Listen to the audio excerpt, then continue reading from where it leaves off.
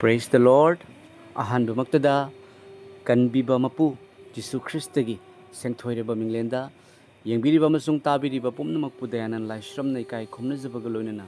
yaifa mangol pizari yengbiriba masung tabiriba adom Prabhu Jisu Christa kanbibagi mapuna fattabadagi kanbibo isanu Prabhu Jisu gi thaujal adom singa matam chupada loine bibo isanu mayam hozik thenge numidangi pung mapan tare hozikta viral oiba video amakak ina thengnabani mase thengnajaba matamda igi thamoida ipa ishwar gi achumbado mayamda kharadang phongdok chaningbagi maramna aina thengaba numidang asida ipa gi wapaw se samjabani ahanbada video si adom yengbiu amasung ai kharadang phongdok sarake viewers etu manubra hakwan ke mok purise aro tage ki hoise sabi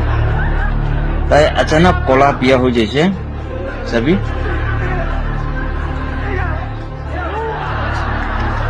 पानी खाए ऐसे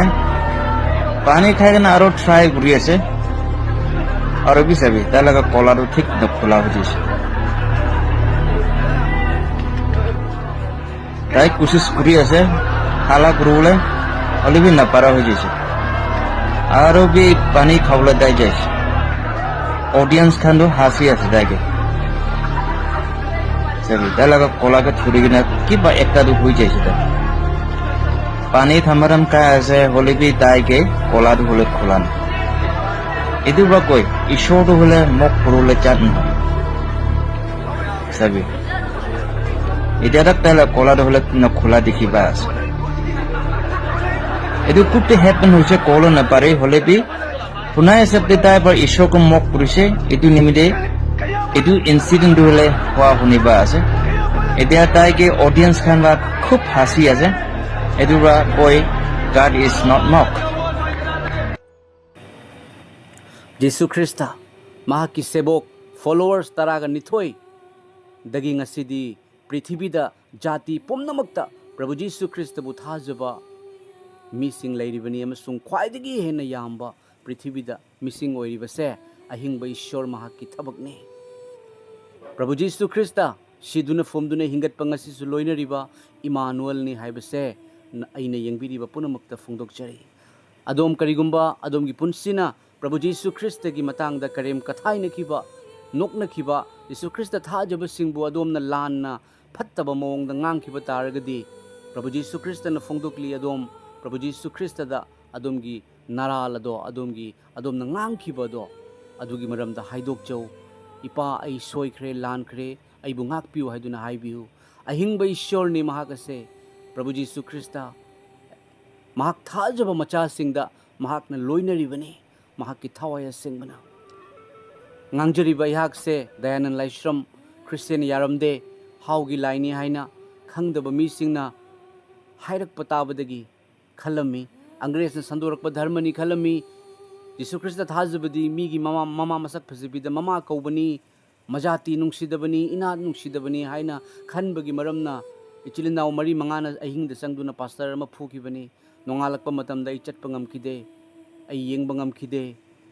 ai sirani haiduna imagi makhong paiduna khuram lurabani adubu Prabhu Jisu Christana aibu kanbiraki amasung mahakna sigadawraba aibu kanbibagi maramdi mahaki thaugalgi damaktani mahaki afaba wapawgi damaktani ngasi aina haijariba afaba wapawase ase hahennabagi damakta mahakna aibu kanbibani Chilinaw sing Prabhu Jisu Christa thagat chaba matamda Prabhu Jisu gi thaugal tawba matamda aingonda athingba pirakpa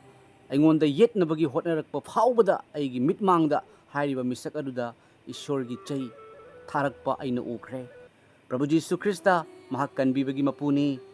mahak ahingba ishwarni ahingba ishwarda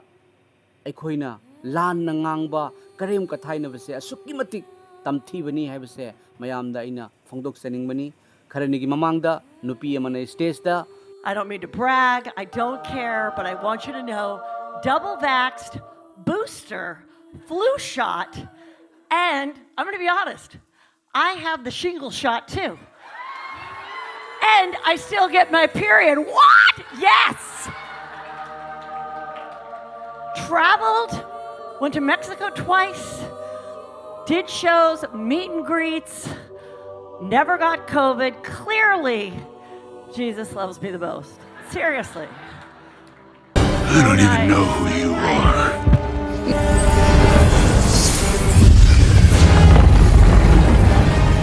I'm sorry, little one. mahak wandharaga takhibani adugumna Govinda hairiba Bollywood ki actor magi nupina Yesu Krista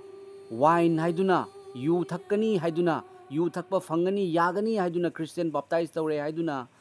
aranba wahi phongdokpado magi nupa Govinda do masana masada nongmei kapsanduna medical da laikhiba asigumba kaya ama wari kaya ama lairibani maramaduna adomgi punsida Prabhu Jesu Christ da ngangba karem kathainaba oiragadi adom tokpiu amasung ishorda adomgi maral ado haidokpiu aduga Jesu Christ thajaba kanagumba amada ngangbase chaibase maral thaijinbase Bible na hairi kanagumba amana Jesu Christ thajaba matamda sarga malem tabang pan maro lohumbu lei shembiu mapuda ipa haina kaujaba fangi kanagumba mana ishorda ipa haina kaujare ise ayaba piri se Jesu Christ na siduna fumduna hingatpa Jesu Christ bu thajabagi mapalnani ꯑꯩꯈꯣꯏꯅ ꯏꯄꯥ ꯍꯥꯏꯅ ꯀꯧꯕꯗ ꯈꯨꯝꯕꯤꯔꯛꯄꯒꯤ ꯃꯔꯝꯗꯤ ꯃꯍꯥꯛꯅ ꯑꯩꯈꯣꯏꯕꯨ ꯏꯆꯥꯅꯨꯄꯥ ꯑꯃꯁꯨꯡ ꯏꯆꯥꯅꯨꯄꯤ ꯍꯥꯏꯅ ꯈꯜꯂꯤ ꯑꯍꯤꯡꯕ ꯖꯤꯁꯨ ꯈ꯭ꯔꯤꯁꯇꯒꯤ ꯃꯆꯥꯅꯨꯄꯥ ꯃꯆꯥꯅꯨꯄꯤꯗ ꯉꯥꯡꯕ ꯃꯔꯥꯜ ꯊꯩꯖꯤꯟꯕꯁꯦ ꯏꯁꯣꯔꯒꯤ ꯑꯅꯤꯡꯕ ꯅꯠꯇꯕ ꯑꯣꯏꯕ ꯇꯥꯔꯒꯗꯤ ꯃꯍꯥꯛ ꯇꯨꯝꯅ ꯃꯥꯡꯒꯅꯤ ꯑꯗꯨꯕꯨ ꯄ꯭ꯔꯚꯨ ꯖꯤꯁꯨꯅ ꯀꯅꯥꯕꯨꯁꯨ ꯃꯥꯡꯍꯟꯅꯤꯡꯗꯦ ꯉꯁꯤꯒꯤ ꯋꯥꯄꯥꯎ ꯑꯁꯤꯗꯒꯤ ꯑꯩꯈꯣꯏꯅ ꯈꯪꯒꯗꯧꯕꯗꯤ ꯖꯤꯁꯨ ꯈ꯭ꯔꯤꯁꯇ ꯑꯍꯤꯡꯕ ꯏꯁꯣꯔꯅꯤ ꯃꯍꯥꯛ ꯑꯩꯈꯣꯏꯕꯨ ꯅꯨꯡꯁꯤꯕꯒꯤꯗꯃꯛꯇ ꯁꯤꯕꯁꯨ ꯉꯝꯃꯤ ꯑꯗꯨꯒ ꯍꯨꯝꯅꯤ ꯁꯨꯕ ꯅꯨꯃꯤꯠꯇ ꯍꯤꯡꯒꯠꯈꯤ ꯅꯨꯃꯤꯠ ꯅꯤꯐꯨꯅꯤ ꯇꯥꯏꯕꯪ ꯄꯥꯟꯕꯗ ꯂꯩꯕꯤꯔꯝꯂꯒ ꯆꯪꯅ ꯁꯔꯒꯗ ꯀꯥꯈꯤ ꯊꯋꯥꯏ ꯑꯁꯦꯡꯕ ꯊꯥꯕꯤꯔꯛꯇꯨꯅ ꯊꯥꯖꯔꯕꯁꯤꯡꯕꯨ ꯂꯣꯏꯅꯕꯤꯔꯤ ꯈꯪꯖꯗ꯭ꯔꯤꯕꯁꯤꯡꯕꯨ ꯀꯟꯕꯤꯔꯒꯦ ꯍꯥꯏꯗꯨꯅ ꯈꯨꯠ ꯑꯅꯤ ꯇꯤꯡꯊꯣꯛꯄꯤꯔꯤ ꯑꯗꯨꯒ ꯋꯥꯌꯦꯟꯕꯒꯤ ꯃꯇꯝꯗ ꯔꯦꯞꯆꯔꯒꯤ ꯃꯇꯝꯗ ꯑꯃꯨꯛ ꯂꯥꯛꯇꯨꯅ ꯌꯥꯎꯗꯒꯤ ꯍꯥꯃꯦꯡ ꯈꯥꯏꯗꯣꯛꯄꯒꯨꯝ ꯊꯥꯖꯕꯁꯤꯡꯅ ꯁꯔꯒꯒꯤ ꯑꯣꯏꯅ ꯑꯃꯁꯨꯡ ꯃꯍꯥꯛꯄꯨ ꯌꯥꯗꯕꯁꯤꯡꯅ